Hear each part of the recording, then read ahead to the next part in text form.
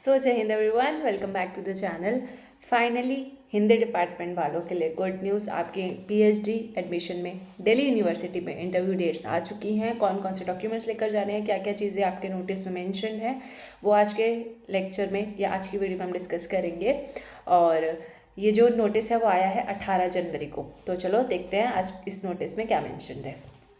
So finally ये notice आया है 18 जनवरी को, फेज 2 के एडमिशन्स हिंदी डिपार्टमेंट के। ठीक है, तो आपको क्या क्या चीज़ें डॉक्यूमेंट्स लेकर जाना है, सबसे पहले मैं वो बताऊंगी, फिर आपका इंटरव्यू डेट बताऊंगी। ठीक है, तो डॉक्यूमेंट्स में आपको अपने सारे प्रमाण पत्र जो मेन डॉक्यूमेंट्स होते हैं, जैसे कि आपका पीएचडी एंट्रेंस का स्कोर कार्ड, अगर आपके पास नेट या जीआरएफ क्वालिफाइड है तो नेट का सर्टिफिकेट, देन एमए और बीए की मार्कशीट। ठीक है, ये भी लेकर जानी है। पीएचडी का स्कोर कार्ड तो इंपॉर्टेंट है ही, सबसे इंपॉर्टेंट एप्लीकेशन फॉर्म, जो आपने एप्लीकेशन फॉर्म भरा होगा डीयू की मेन वेबसाइट में, वहां से प्रिंट कर लेना और उसको भी लेकर जाना। उसके अलावा आपको लास्ट में पेज नंबर 33 से 38 के बीच में जो दो डिक्लेरेशन फॉर्म दिए हुए हैं, मैं आपको दिखा देती हूँ। पेज नंबर 33, ये है 38 पेजेस का पीडीएफ है वैसे, तो 33 पेज नंबर पे आपको ये फॉर्म मिलेगा, डिक्लेरेशन फॉर्म। इसको आपको प्रिंट आउट करवाना है। ठीक है, फोटोकॉपी वाले के पास जाना और पेज नंबर 33 से लेकर 38 तक प्रिंट आउट करवा के इसको अपने फिल कर लेना, मतलब पेन से फिल कर लेना अपना नाम, फादर्स नेम, ये सब। ये आपको इंटरव्यू वाले दिन लेकर जाना है साथ में। ठीक है, ये इसको प्रिंट आउट करवा लेना। प्लस ये डेट ऑफ एग्जामिनेशन है यहाँ पे। ठीक है, डिटेल्स ऑफ एग्जामिनेशन पास्ट। ठीक है, तो आपने कौन कौन से एग्जाम पास किए हैं वो डिटेल्स आपको यहाँ पे भरनी होंगी, इसको प्रिंट आउट करवा के। ठीक है, यूजीसी नेट पास है तो ठीक है, नहीं तो इसको ब्लैंक छोड़ सकते हो। और जो जो चीज़ आपका नेट का सर्टिफिकेट, नेट जेआरएफ का सर्टिफिकेट, उसका जो सर्टिफिकेट नंबर है, वो सब आप यहाँ पे मेंशन करोगे इसका प्रिंट आउट निकलवा के।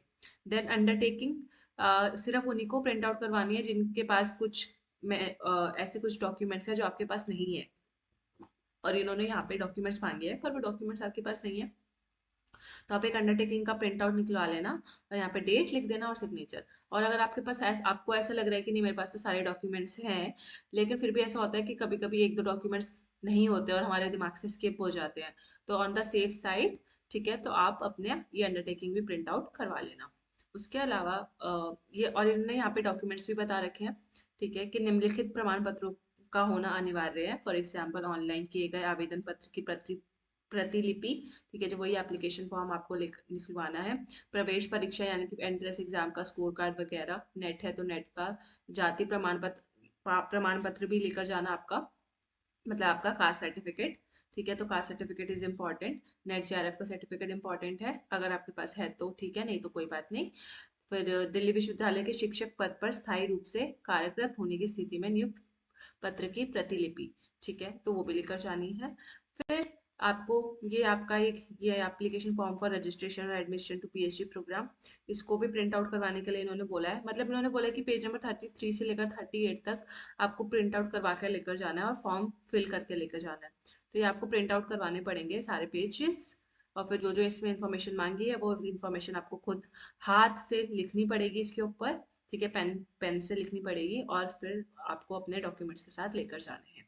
ठीक है, तो ये सब कुछ प्रिंट करवा लेना। उसके ओके, सो उसके बाद अब जैसे मैंने आपको ये बता दिया, अब इसमें क्या लिखा हुआ है, जो पोर्टल में आपने पंजीकरण किया था, और अगर आपका नाम इस लिस्ट में मेंशन नहीं है, जो लिस्ट की आई है अभी मैं दिखाऊंगी भी लिस्ट, तो अगर उसमें आपका नाम नहीं है फॉर एग्जांपल, तो 22 जनवरी से पहले पहले आपको अपने एक लिखित सॉरी, आपको 22 जनवरी से पहले एक लिखित प्रार्थना पत्र लिख देना पड़ेगा उनको, और उसके साथ आपको प्रूफ भी अटैच करना पड़ेगा कि मेरा नाम इसमें नहीं है, मैंने ये फॉर्म भरा था। आप अपना एप्लीकेशन फॉर्म अटैच कर सकते हो प्रूफ के तौर पे कि मेरा नाम क्यों नहीं है, मैंने तो एप्लीकेशन फॉर्म भरा था। ठीक है, तो आपको as a proof application form लगाना पड़ेगा।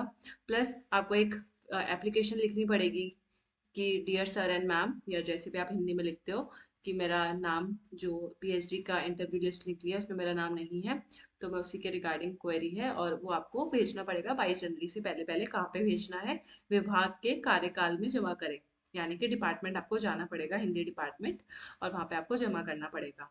अगर आप आउट ऑफ दिल्ली रहते हो तो आप 21 तारीख की टिकट करा लो, वैसे भी 24 तारीख को तो आपका इंटरव्यू हो ही जाएगा, तो 21 की टिकट करा लो, 22 तक आप वहाँ पे सबमिट करके 24 जनवरी को कर लेना। या फिर अगर आपका कोई नॉन दिल्ली में रहता है, ठीक है, तो आप उसके हाथ भी अपना प्रार्थना पत्र और एप्लीकेशन फॉर्म भिजवा सकते हो डिपार्टमेंट में। ठीक है, और उसके अलावा आपको एक कम से कम एक रिसर्च प्रपोजल लेकर जाना है साथ में। जो भी आपने रिसर्च प्रपोजल बनाया है ना, तो उसकी फोटोकॉपी आपको साथ में लेकर जानी है। उसको प्रिंट आउट करवा लेना और ये ले जाना अनिवार्य है। ठीक है। और इसमें लिखा है लिखित शोध प्रस्ताव। तो लिखित यानी कि ये हो जरूरी नहीं है कि आपका हैंड रिटन हो, टाइप्ड भी हो सकता है। तो वैसे तो टाइप्ड ही होते हैं ज़्यादातर रिसर्च प्रपोजल, तो टाइप्ड होगा। और क्योंकि उसमें प्लेजरिज्म भी चेक होगा। अगर आपके रिसर्च प्रपोजल में किसी भी प्रकार का प्लेजरिज्म आता है, क्योंकि वो वहीं पे उनके पास सॉफ्टवेयर होता है, वो चेक कर लेते हैं, तो फिर आपका रिजेक्ट हो जाएगा और इंटरव्यू नहीं होगा। और आप कोई क्लेम भी नहीं कर सकते कि मेरा इंटरव्यू क्यों नहीं हुआ, क्योंकि अगर प्लेजरिज्म होगा तो। प्लस इसमें लिखा ना एक, तो एक रिसर्च प्रपोजल लेकर जाना है। और फिर उसके अलावा इसमें लिखा है कि न्यूनतम अर्थ पूर्ण ना पाए जाने पर, मतलब अगर आपका एलिजिबिलिटी क्राइटेरिया फुलफिल नहीं होता, तो आपको इंटरव्यू देने से रोका भी जा सकता है। ठीक है। कोई और डॉक्यूमेंट्स नहीं है आपके पास, या आपने कुछ प्रिंट आउट नहीं करवा के गए, या कुछ भी आपका 55% नहीं थे एमए में, या ये 50% नहीं थे SC ST OBC के लिए जो क्राइटेरिया है, तो वो अगर आपने फुलफिल नहीं किया तो आपका इंटरव्यू कैंसिल भी हो सकता है। उसके अलावा जो EWS कैटेगरी के हैं और other SC ST OBC category के जो लोग हैं, ठीक है, उनको अपना कास्ट सर्टिफिकेट लेकर आना है। और वो जो कास्ट सर्टिफिकेट है वो 31 मार्च 2023 के बाद का बना हुआ होना चाहिए। मतलब आपको अपना रिसेंट सर्टिफिकेट लेकर जाना है। और अगर बाई चांस आपके पास जो सर्टिफिकेट है, आपका कास्ट सर्टिफिकेट, वो पुराना है, 31 मार्च से पुराना है, तो उस केस में आप क्या करो, आप अंडरटेकिंग जो दे रखी है ना लास्ट में, तो अंडरटेकिंग फिल कर देना। और अगर आपका PhD में एडमिशन हो जाता है, तब उसके बाद आप वो सर्टिफिकेट वहाँ प्रोवाइड कर सकते हो। ठीक है। और अगर आप बाद में नहीं प्रोवाइड कर पाते हो, तो आपका PhD एडमिशन कैंसिल भी हो सकता है। तो 31 मार्च वाला रिसेंट सर्टिफिकेट आपको लेकर जाना है, मार्च के बाद बना हुआ होना चाहिए वो। प्लस ये आ गई है आपकी नेम लिस्ट। आपका इंटरव्यू है 24 जनवरी 2024 को।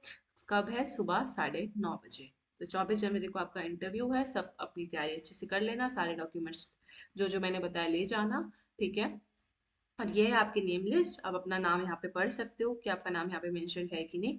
और ये है 38 पेजेस का PDF है, बहुत सारे नाम लिखे हुए हैं, तो आप अपना नाम देख लेना। और प्लस अपना टाइमिंग सबका अलग अलग है, वो भी देख लेना। किसी का 9:30 बजे है, किसी का 2 बजे है। तो 2 बजे का जो 77 सीरियल नंबर से है, उनका 2 बजे से स्टार्ट है। ठीक है। तो हर उसके ऊपर लिखा हुआ है कि आपका टाइमिंग भी लिखा हुआ है। ठीक है। जैसे इनका ये 39 सीरियल नंबर है, तो यहाँ पे 11:30 बजे होगा 39 सीरियल नंबर से। तो ये सब भी आप चेक कर लेना एक बारी टाइमिंग। और होगा कम से कम इनके पास कितने रजिस्ट्रेशन आया है, तो आप खुद ही देख सकते हो। तो ये आपके पास 1327 बच्चों का रजिस्ट्रेशन आया है। तो मतलब सोचो आपको 1300 बच्चों से compete करना है यहाँ पे। ठीक है। और अभी हमें पता भी नहीं कि सीट्स कितनी है। तो सीट्स का आई गेस जिनको पता है कमेंट सेक्शन में डाल देना। मेरे को तो ऐसा सच कोई नोटिस दिखा नहीं, या स्किप हो गया होगा।